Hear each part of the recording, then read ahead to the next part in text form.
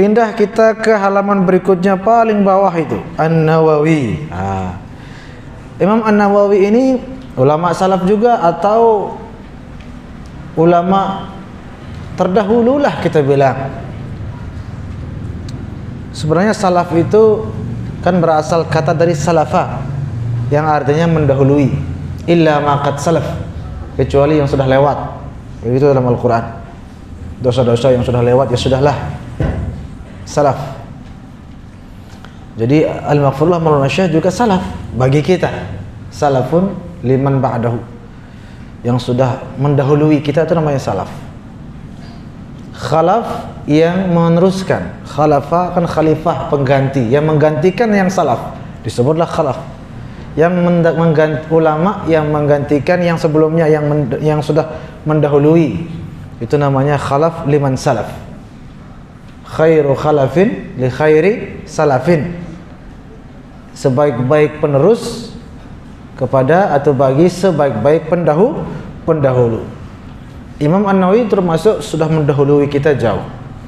Dan beliau wafat tahun 676. Sebelum Imam Ibn Rajab Al-Hambali tadi. Apa mazhab Imam Nawawi? Apa mazhab Imam Nawawi? Woi, apa mazhab Imam Nawawi? Azizi? Apa mazhab Imam Nawawi ya? Kok ragu-ragu sih? Imam Nawawi mazhabnya Syafi'i, bahkan beliau Syekhul Mazhab, Muharrirul Mazhab, yang membakukan, yang mengumpulkan yang tercecar-cecar dari mazhab Syafi'i itu Imam Nawawi radhiyallahu anhu. Beliau mazhab Syafi'i dan dari Suriah atau dari Syam. Makam beliau di Suriah ada. Selain mazhab Syafi'i, ulama fikih juga, oh Allah ya karim, ulama hadis luar biasa. Ayo, saya yakin para Wahabiyun juga mengakui keulamaan Imam Nawawi dalam ilmu hadis. Buktinya dikaji kitab-kitabnya. Jadi tolong jangan bohongi diri sendiri wahai salafiyin dan Wahabiyin. Gimana ini? Kayak Raden. Ada tempatnya di situ.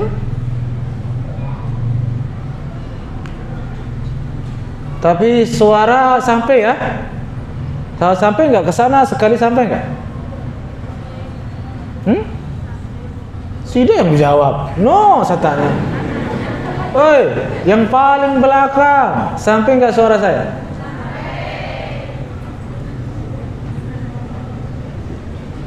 Ada salon di sana? Enggak ada. Di sini aja. Tok ini doang. Ini aja enggak penting nih. Ini yang penting ini aja. Enggak. Ya Allah. Canda aja sudah. Jangan sudah dendam sama saya terus. Nah, maksudnya ini kan pendengarannya udah tidak diragukan lagi. Kalau ini kan kita enggak tahu, siapa tahu ada yang betian kan? Kan kalau betian kedok-kedok katanya ya. Kedok betian katanya. La ilaha illallah. Imam An-Nawawi radhiyallahu anhu karangannya Allahumma shalli ala sayyidina Muhammad. Di fikih saja banyak sekali. Belum Rawdatul Talibin, belum Al-Majmu' Syarah Muhazzab itu sekitar 20 jilid. Tebal-tebal 20-an jilid. Lebih 1 meter itu ada di rumah. Itu fikih saja itu.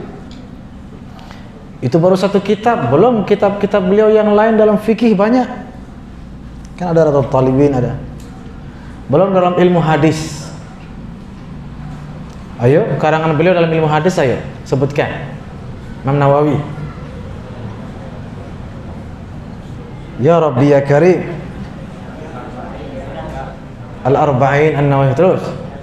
Al-Adhkar Imam Nawawi terus. Ada tebalan lagi itu apa namanya? Nama pondok di dasar lokal. Riyadhus Shalihin Imam Nawawi. Apalagi ada yang paling penting di antara semua itu yang kita sebutkan.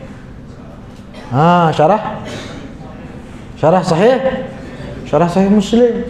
Sahih Muslim yang syarah Imam Nawawi. Al-Minhaj syarah Sahih Muslim Imam Nawawi. Karangannya banyak sekali, ratusan, sampai tidak menikah. Jangan ada yang menghibur dirinya karena jomblo, nggak laku-laku. Kok sudah tidak nikah? Saya mau ikuti jejak Imam Nawawi. Pret. Imam Nawawi tidak nikah, sibuk mengarang. Ente nggak nikah ngapain? Ngelamun di pojok. Nah, ya kan? Tapi bukan sekarang, nanti ada waktunya ya. Imam Nawawi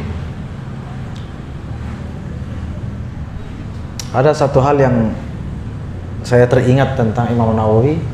Saya merasa penting untuk saya ceritakan karena ada hubungannya dengan hadis yang kita baca kemarin, di mana hadis tentang sekelompok orang yang lebay dalam beragama dan terlalu semangat juang sampai-sampai kelewat batas.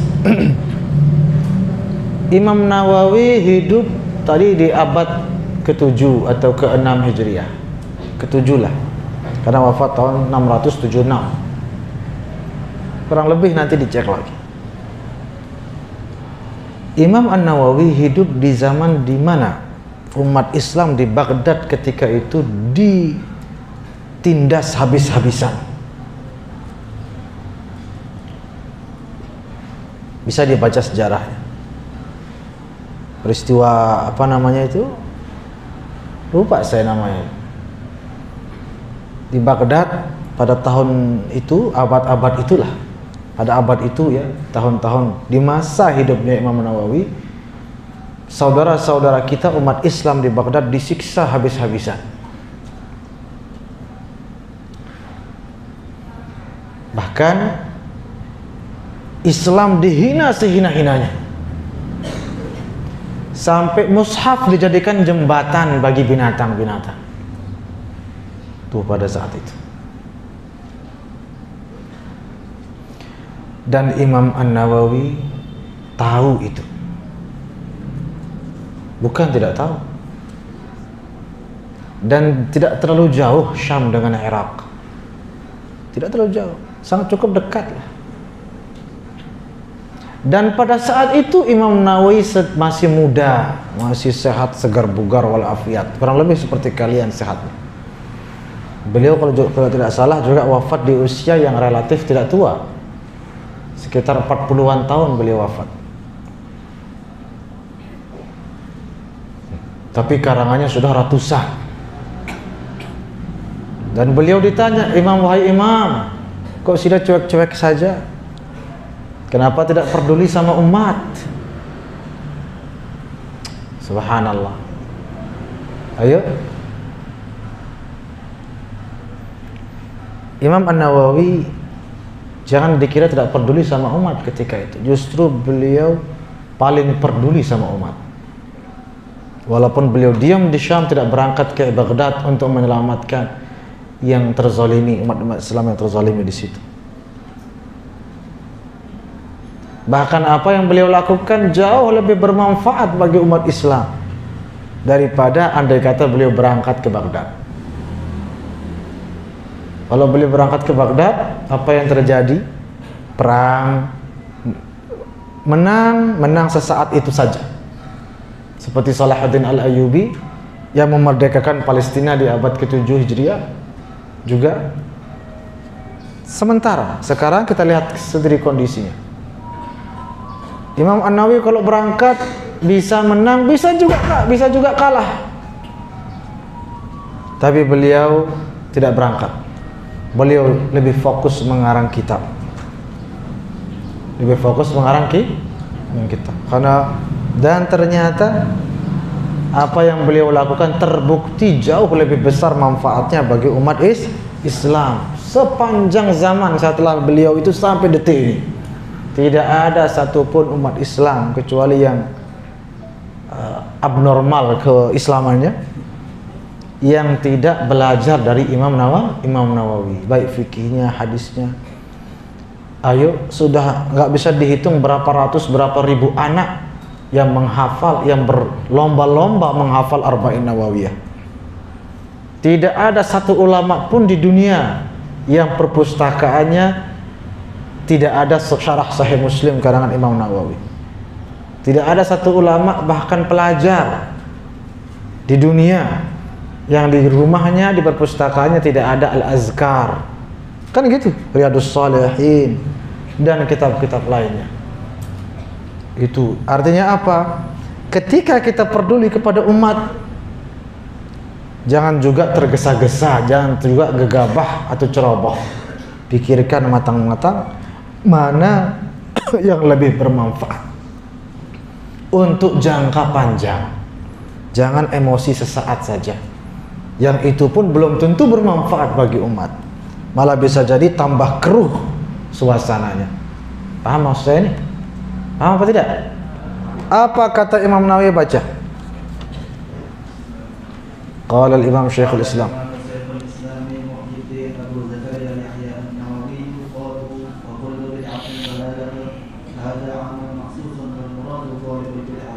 قال أهل الوضع هي كل شيء عمل على غير مثال سابق. قال العلماء البدعة 5 أقسام: واجبة ومندوبة ومحرمة ومكروهة ومباحة. ومن الواجبة Nenek kaji. Sudah sampai sini saja sudah sangat-sangat tegas. Beliau mengatakan hadza 'amun makhsusun wal muradu ghalibul bid'ah. Walaupun sigatnya kullu, tapi maksudnya, walaupun sifat sigatnya lafaznya umum, tapi maksudnya khusus. Wal muradu ghalibul bid'ah, maksudnya itu sebagian besar daripada bid'ah-bid'ah itu yang sesat, bukan semuanya. Pernah saya jelaskan juga beberapa tahun lalu kalau tidak salah di Abrar. Dari mana asal muasal ini? Mereka kan kalau Wahabi ngotot pokoknya kan kullu, semua. Ini gimana kok ditakwil-takwil katanya kan?